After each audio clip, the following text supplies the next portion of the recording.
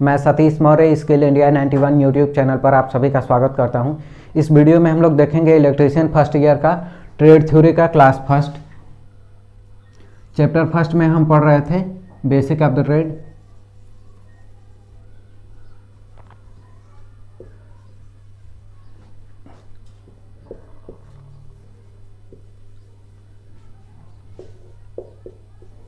इसके अंदर 3 क्लास हो चुका है ऑलरेडी।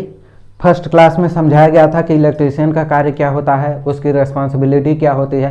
सेकेंड क्लास में बताया गया था आपको यूनिट के बारे में, फंडामेंटल यूनिट और डिराइव्ड यूनिट। और क्लास में हुआ था आप लोगों को बताया गया था नॉन कोहेरेंट यूनिट और सप्लीमेंट्री यूनिट के बारे में।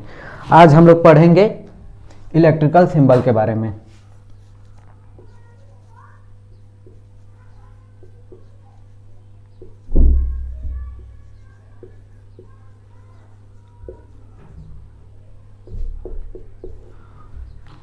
ये देखिए रटने वाला टॉपिक है।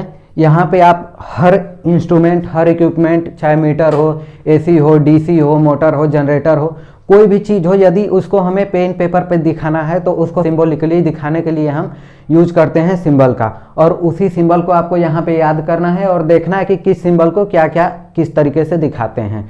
तो आप उसे ध्यानपूर्वक देखेंगे तो देखते समय ही आपको सब कुछ याद हो जाएगा। तो वीडियो को आप लास्ट तक देखिएगा तभी आपको सब कुछ समझ में आएगा। और वीडियो को लास्ट तक देखने के साथ साथ यदि चैनल पे आप नए होंगे तो सब्सक्राइब कर लीजिएगा और वीडियो को ज़्यादा से ज़्यादा शेयर करिएगा ताकि ज़्यादा से ज़्यादा लोग इसका बेनिफिट उठा सकें। देखिए सिंबल में सबसे पहले बहुत ही कॉमन सिंबल है इलेक्ट्रिकल में। सबसे पहले आपको बताया जाता है कि एसी क्या होता है। यहाँ पे नेम लिख दें और यहाँ पे सिंबल। नेम में एसी, एसी का आप मतलब जानते हैं alternating current.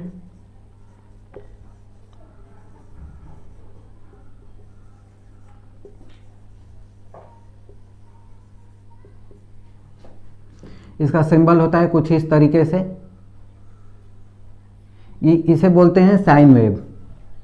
DC direct current,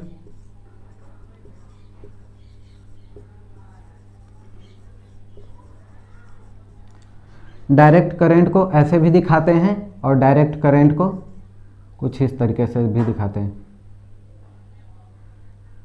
देखिए एक चीज के अलग मतलब एक से अधिक सिंबल हो सकते हैं तो आप कंफ्यूज ना होइएगा। जैसे आपको हम बता दें स्विच, स्विच के कई सिंबल हो सकते हैं। जैसे स्विच का ये भी सिंबल है, स्विच का ये भी सिंबल है। स्विच को ऐसे भी दिखाते हैं। तो कई सिंबल हो सकते हैं स्विच के, तो आप इससे कंफ्यूज ना होइएगा कि एक से अधिक कैसे सिंबल हो सकता है एक इंस्ट्रूमेंट या एक इक्विपमेंट का। तो आप इन सभी को फोकस करके पढ़ेंगे तो आपको एक से अधिक सिंबल भी याद रहेगा। यदि आप एक भूल जाते हैं तो दूसरे को यूज कर लेंगे। सिंबल का बहुत ही इंपॉर्टेंस होता है क्योंकि यदि आपको पेन पेपर पे कहीं दिखाना हो जाए, किसी चीज़ का लेआउट बनाना हो जाए, आपको कोई बोल दे मोटर बनाने के लिए, तो आप सबसे पहले मोटर बनाएंगे। मोटर बनाने के बाद उसमें शाफ्ट डालेंगे, शाफ्ट डालने के बाद उसका बेस बनाएंगे, फिर वहाँ पे दिखाएंगे इसका टर्मिनल बॉक्स। तो इस तरीके से आप मोटर बनाएंगे तब समझ में आएगा कि हाँ ये मोटर है। लेकिन आप थोड़ा सा मेहनत करें और सिंबल याद कर लें तो मोटर को कुछ इस तरीके से आप दिखा सकते हैं। ये हो गया मोटर का सिंबल।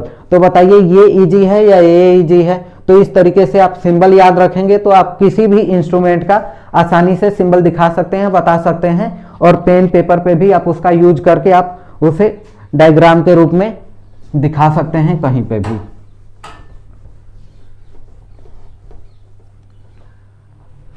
तो देखिए ये डीसी के 2 सिंबल हैं। यहां पे लाइन 3 फेज का,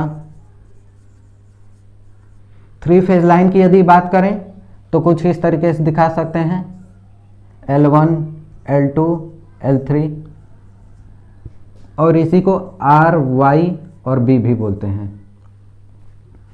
3 फेज लाइन के बाद आपको यदि केबल दिखाना हो तो केबल को कुछ इस तरीके से दिखाएंगे। यदि कोई केबल बिछा दिया गया है तो उसे इस तरीके से दिखाएंगे। यदि कहीं पे प्लान किया गया है, अभी केबल बिछाया नहीं गया है, प्लान किया गया है कि कुछ इस तरीके से यहाँ पे केबल बिछाया जाएगा, तो उसे दिखाने के लिए यहाँ पे डॉट डॉट करके दिखाते हैं। डॉट डॉट करके दिखाने से क्या होता है कि यहाँ पे अभी बिछाया नहीं गया है, प्लान किया गया है केबल बिछाने के लिए। ये तो हो गया केबल। फिर उसके बाद यदि वायर की बात करें तो वायर में फ्लेक्सिबल वायर को कुछ इस तरीके से दिखा सकते हैं। फ्लेक्सिबल वायर एक तरीके से वो फ्लेक्सिबल है, उसे किसी भी डायरेक्शन में मूव करा सकते हैं, उसे किसी भी तरीके से लपेट सकते हैं, ऐसे ऐसे। तो इस तरीके से फ्लेक्सिबल वायर को दिखाते हैं। अंडरग्राउंड केबल, अंडरग्राउंड केबल को यदि दिखाना हो तो हम इस तरीके से दिखाते हैं। इसका मतलब कि ये सरफेस है, ये सरफेस दिखाया गया है 3 इधर और 3 इधर से, और ये जो केबल है वो नीचे है सरफेस के। तो ये हो गया अंडरग्राउंड केबल। और सरफेस केबल को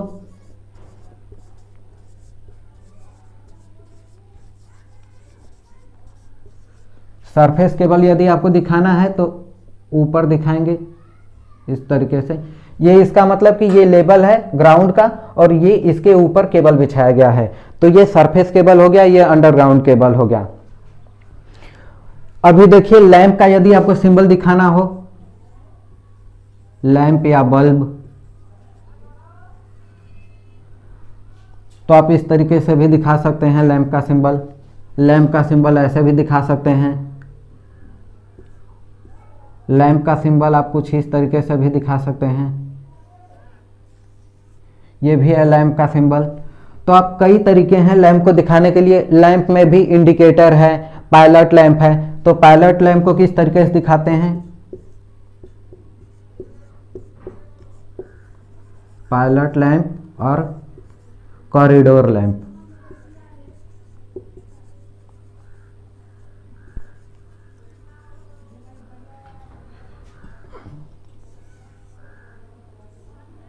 ये हो गया आपका पायलट लैंप या कॉरिडोर लैंप। इसमें क्या होता है कि एक मेटालिक टाइप का जार बना होता है जिसके अंदर लैंप लगा होता है, तो ये पायलट लैंप या कॉरिडोर लैंप इसका नाम दिया गया है। यदि आपको इंडिकेटर बनाना है, आप देखते हैं कहीं पे भी स्विच बोर्ड के ऊपर आपके घरों में इंडिकेटर लगा होता है, उससे ये पता चलता है कि लाइट है अभी प्रेजेंट टाइम में, तो इंडिकेटर लगाते हैं और इंडिकेटर का सिंबल कुछ इस तरीके से होता है। यह है इंडिकेटर का सिंबल। तो यहाँ पे लैंप के भी बारे में डिस्कस हो गया, और ये basic AC DC line cable wire UG cable surface cable. और आपको यदि सेल के बारे में बताना है, सेल और बैटरी, तो सेल को कुछ इस तरीके से दिखाते हैं। ये है सेल आपका, और यहाँ पे आप टर्मिनल दिखा सकते हैं, ये पॉजिटिव ये निगेटिव। आप जानते हैं कि सेल डीसी सप्लाई देता है, उसमें डीसी स्टोर होता है, तो उसके टर्मिनल पे कहीं ना कहीं पॉजिटिव और कोई टर्मिनल निगेटिव हो सकता है। तो एक तरफ पॉजिटिव और एक तरफ निगेटिव। और यदि आप जानते हैं कि सेल के ही कॉम्बिनेशन को बैटरी बोलते हैं, तो आइए बैटरी का भी सिंबल देखते हैं। देखिए सेल को कंबाइन कर रहे हैं कुछ इस तरीके से।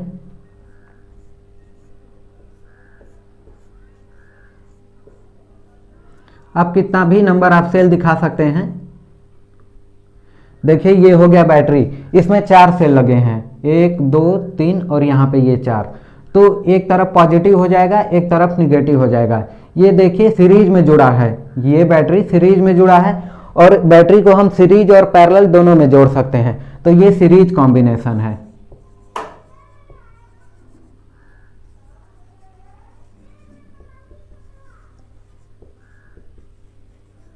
एक चीज और बता दें आपको, आप ये सिंबल देख रहे हैं तो आप सिंबल ध्यान में रखिएगा, और जैसे जैसे हम अलग अलग टॉपिक पे जाएंगे, जैसे ट्रांसफार्मर पे जाएंगे, इलेक्ट्रिकल इंस्ट्रूमेंट पे जाएंगे, फिर उसके बाद कोई भी चीज़ पढ़ेंगे, तो उसके साथ साथ हम सिंबल भी रिवाइज करते चलेंगे, उसे क्या बोलते हैं और कैसे दिखाते हैं। तो आप ज़्यादा टेंशन ना लीजिएगा कि हमें तो अभी ये सब याद नहीं हो पा रहा है। आप ध्यान से यदि देखेंगे तो यहाँ पे कम से कम आप देखे रहेंगे तो आपके ध्यान में रहेगा कि सिंबल कुछ इस तरीके से होता है। और जब आप मेन टॉपिक पे जाएंगे, मेन टॉपिक जब हम आपको स्टडी करेंगे, तब उसके बाद आपको सेल और बैटरी में, सेल बैटरी के बारे में समझाया जाएगा, उसका कॉम्बिनेशन बताया जाएगा, उसके रेजिस्टेंस के बारे में डिस्कस किया जाएगा। तो ये है बैटरी। और फिर उसके बाद यदि हम बात करें मेजरिंग इंस्ट्रूमेंट, अब हमें इसे इरेज करना होगा। आप इसका स्क्रीनशॉट ले सकते हैं।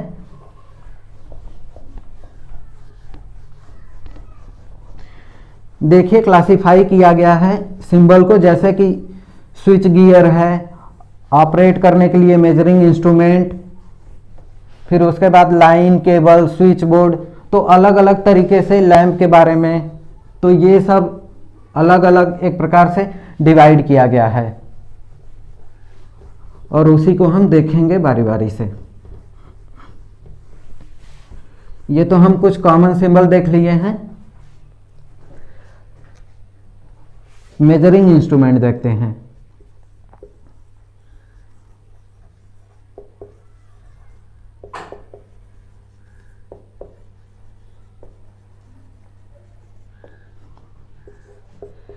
मेजरिंग इंस्ट्रूमेंट में सबसे पहले एम्पियर मीटर। एम्पियर मीटर को देखिए इस तरीके से दिखाते हैं। केवल एम्पियर मीटर दे दिया तो इस तरीके से दिखाएंगे। और यदि एसी एम्पियर मीटर का बात करेगा तो यहाँ पे एसी का सिंबल भी जोड़ देंगे, तो ये हो गया एसी एम्पियर मीटर।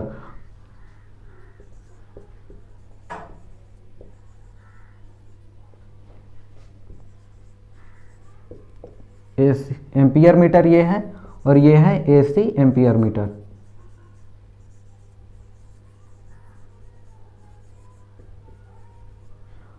और यहां पे देखिए यदि डीसी एम्पियर मीटर की बात करता है तो डीसी का सिंबल नीचे बना देंगे और ये हो गया आपका डीसी एम्पियर मीटर।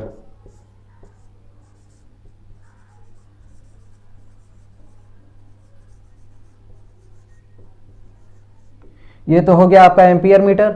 अब वोल्ट मीटर के पास आते हैं।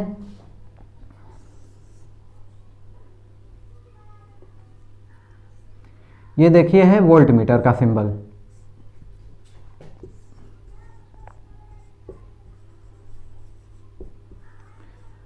ये है वोल्ट मीटर। और यदि एसी वोल्ट मीटर का बात करेगा तो कुछ इस तरीके से दिखा देंगे। ये एकदम प्रॉपर सर्कुलर वे में होता है, ये एक सर्कल के अंदर होता है। अभी ये प्रॉपर बन नहीं पा रहा है, फिसल रहा है मार्कर। ये है एसी वोल्ट मीटर।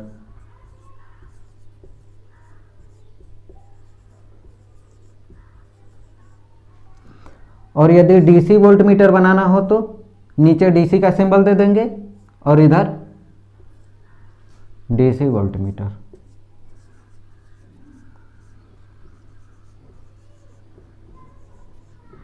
और एक चीज, यदि एसी और डीसी दोनों पे जो कार्य करता है उसको इस तरीके से दिखा सकते हैं।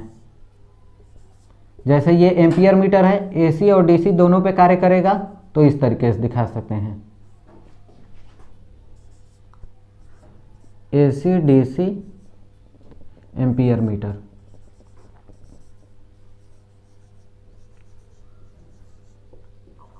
इसका मतलब कि ये जो एम्पियर मीटर है हम इसे एसी सर्किट में भी यूज कर सकते हैं, साथ ही साथ डीसी में भी यूज कर सकते हैं। उसी तरीके से देखें वोल्ट मीटर में, तो वोल्ट मीटर में भी एसी और डीसी दोनों, इस वोल्ट मीटर को आप एसी डीसी दोनों में यूज कर सकते हैं।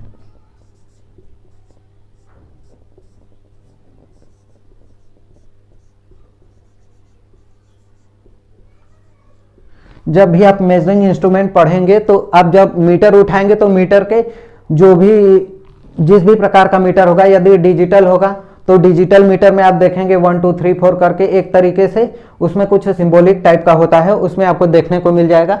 यदि आप देखेंगे जो नीडल टाइप का होता है तो उसमें आपको दिखेगा ए करके अल्टरनेटिंग करंट, डीसी होगा तो डीसी, एसी डीसी दोनों होगा तो वो सिंबल बना होता है। तो इससे आपको पहचानना है कि वो एसी है या डीसी है या एसी डीसी दोनों के लिए है। इसमें तो देखिए एम्पियर मीटर हो गया, वोल्ट मीटर हो गया। अब एम्पियर मीटर रिकॉर्डिंग टाइप भी आता है, तो रिकॉर्डिंग टाइप को यदि हम स्क्वायर बॉक्स में रख दें और कुछ इस तरीके से ए लिख दें तो इसका मतलब है कि ये रिकॉर्डिंग टाइप एम्पियर मीटर है।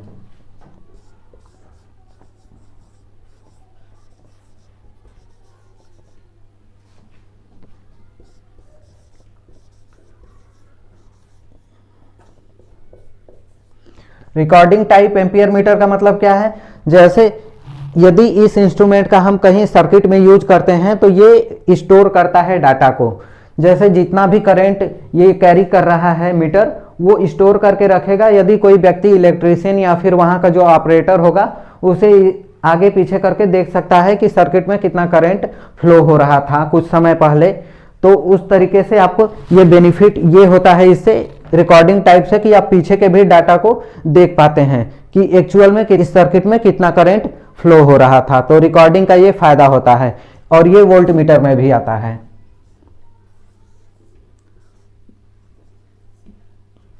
यदि स्क्वायर में रख देते हैं तो ये रिकॉर्डिंग टाइप वोल्ट मीटर हो जाता है।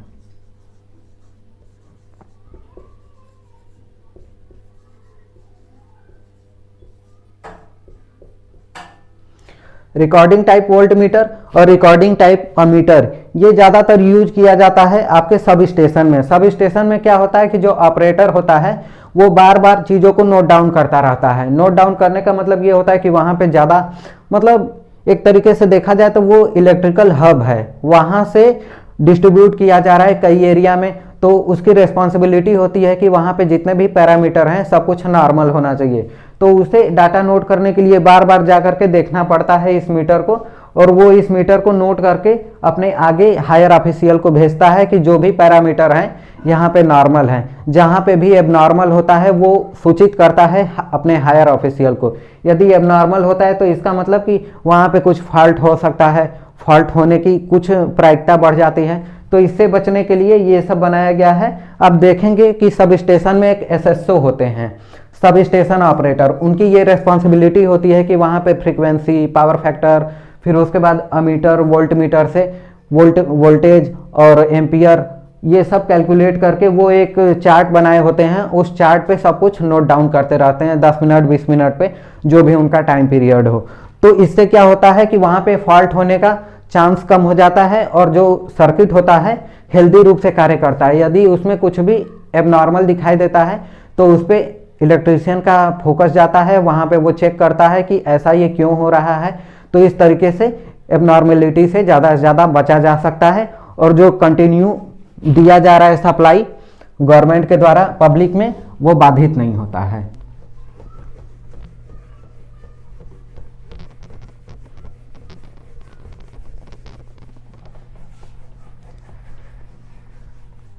ये तो हो गया मेजरिंग इंस्ट्रूमेंट।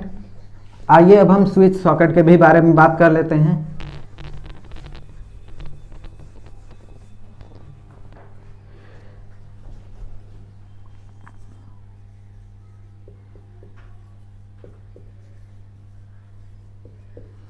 यदि स्विच सॉकेट के बारे में बात करते हैं तो स्विच को कुछ इस तरीके से दिखाते हैं। यह है single way switch.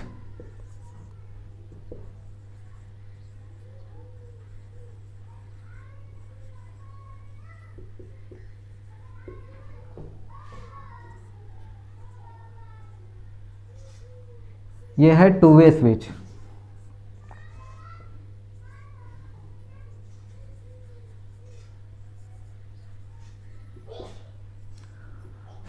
Two way switch का यूज करते हैं स्टेयरकेस वायरिंग में, फिर उसके बाद गोडाउन वायरिंग में। टू वे स्विच का एक फ़ायदा होता है कि इसको यहाँ पे सप्लाई यदि आ रहा है तो इस तरीके से दो जगह इसे यूज करते हैं। ऊपर करते हैं तो किसी और तरफ सप्लाई जाता है, नीचे करते हैं तो किसी दूसरे डायरेक्शन में सप्लाई जाता है।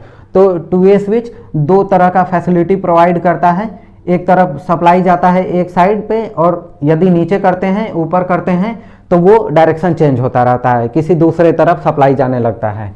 तो ये डाइवर्जन का कार्य करता है टू वे स्विच। स्विच हो गया, और फिर उसके बाद इंटरमीडिएट स्विच भी होता है।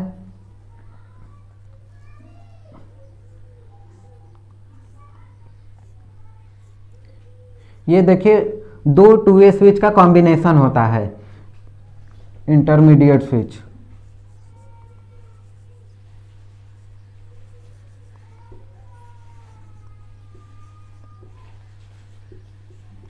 ये है इंटरमीडिएट स्विच। ये सिंगल पोल स्विच था। ये डबल पोल स्विच की यदि बात करें तो कुछ इस तरीके से दिखा सकते हैं।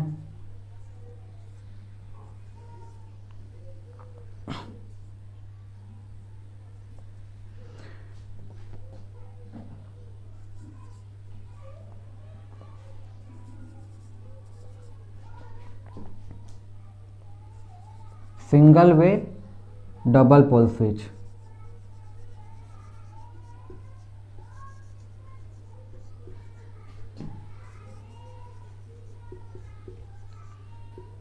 आप नाम सुने होंगे आईसीडीपी का, ये आईसीडीपी ही है। आईसीडीपी में क्या होता है कि फेज और न्यूट्रल, यदि यहाँ पे हम फेज दे देते हैं और यहाँ पे न्यूट्रल दे देते हैं तो एक सर्किट ऐसा कॉम्बिनेशन बनाया जाता है कि ऊपर करते हैं तो ये सभी कॉन्टेक्ट लग जाता है और नीचे करते हैं तो छोड़ देता है।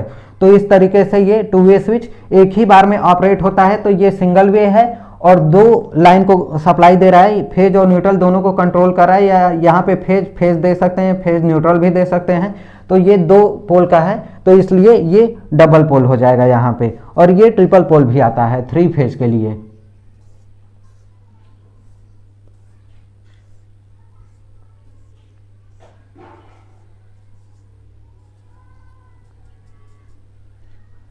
L1, L2 और L3। तो यहां पे देखिए ये single way triple pole switch.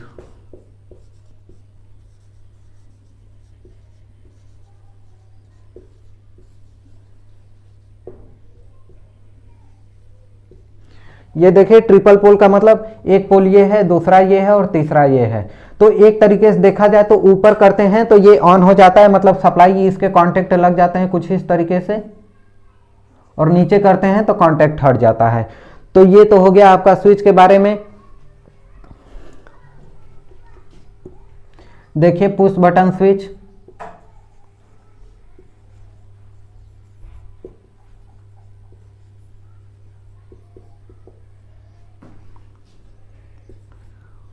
Push button switch को कुछ इस तरीके से दिखाते हैं।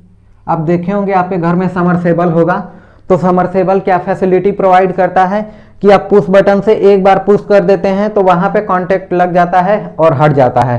तो पुश बटन में जो रेड होता है वो एनसी होता है और जो ग्रीन होता है वो एनओ होता है। तो एनओ एनसी की सहायता से यहाँ पे हम सर्किट को क्लोज और ओपन करते हैं। यदि समरसेबल को ऑन करना होता है तो हम ग्रीन वाले को पुश करते हैं और यदि क्लोज करना होता है तो रेड वाले को करते हैं। तो यहाँ पे हो गया। यहाँ पे पुश बटन भी 2 प्रकार के हो जाएंगे, NO NC.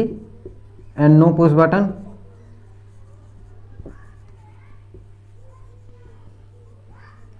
NO push button को ऐसे दिखा सकते हैं और एनसी पुश बटन को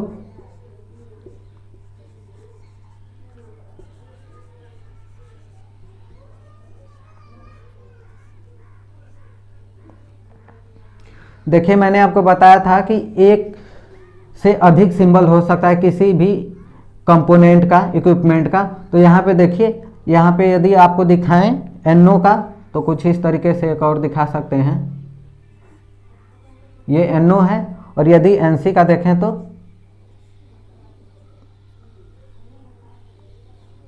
कुछ इस तरीके से दिखा सकते हैं। इसका मतलब नॉर्मली क्लोज और नॉर्मली ओपन। तो इसका मतलब है कि यहाँ पे नॉर्मली मतलब नॉर्मल कंडीशन पे जैसे कुछ नहीं किए हैं, ना उसको पुश किए हैं ना उसको टच किए हैं, तो उस कंडीशन में ये ओपन होगा और ये इस नॉर्मल कंडीशन में क्या होगा कि क्लोज होगा। तो ये हो गया आपका पुश बटन। और पुश बटन के साथ साथ जैसे कि सिंबल तो बहुत ही वाइड है, आपको हम धीरे धीरे दिखाते चलेंगे। यदि नहीं कंप्लीट हो पाएगा तो आगे के भी लेक्चर में आपको हम सिंबल दिखाएंगे। वैसे तो हम सोचे थे कि आज इलेक्ट्रिकल सिंबल कंप्लीट हो जाता तो आपको कल इलेक्ट्रॉनिक सिंबल दिखाते हैं, लेकिन यदि नहीं कंप्लीट हो पाएगा तो कल भी इलेक्ट्रिकल सिंबल और इलेक्ट्रॉनिक सिंबल का कॉम्बिनेशन चल सकता है।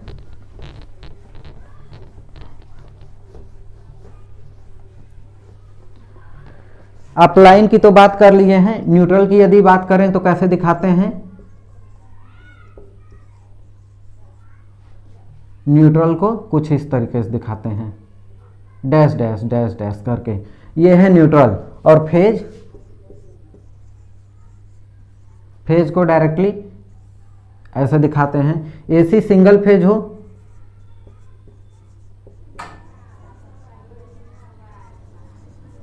एसी सिंगल फेज को कैसे दिखाते हैं, सिंगल फेज एसी और यदि इसके साथ फ्रीक्वेंसी ऐड हो जाता है 50 हर्ट्ज, तो यहाँ पे कुछ इस तरीके से 50 हर्ट्ज लिख देते हैं। और 3 फेज हो, यहाँ पे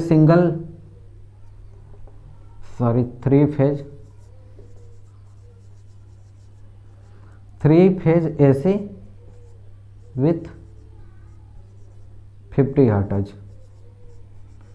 तो इसको कैसे दिखाएंगे? 3 फेज एसी है तो एसी का सिंबल दे देंगे, और 50 हर्ट्ज साथ में है तो 50 हर्ट्ज। और इसके साथ यदि वोल्टेज भी ऐड कर देता है 240 वोल्ट, तो यहाँ पे इसे हम दिखा देते हैं साथ में 240 वोल्ट, साथ में इस तरीके से जो भी ऐड कर रहा है उसके साथ हम ऐड करते जाएंगे। सिंगल 3 फेज एसी को ऐसे दिखाते हैं और सिंगल फेज एसी को कुछ इस तरीके से दिखाते हैं। तो सिंगल फेज एसी और 3 फेज एसी आप देख चुके हैं। अब देखिए मीटर में भी हमने अमीटर और वोल्ट मीटर ही बताया। आगे देखिए फ्रीक्वेंसी मीटर कैसे दिखाते हैं।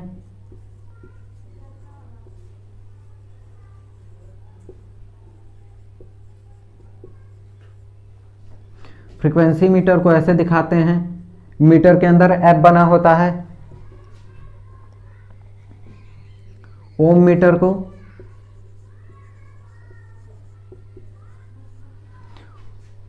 गोले के अंदर ओम का सिंबल बना देंगे, ये ओम मीटर हो गया। एनर्जी मीटर को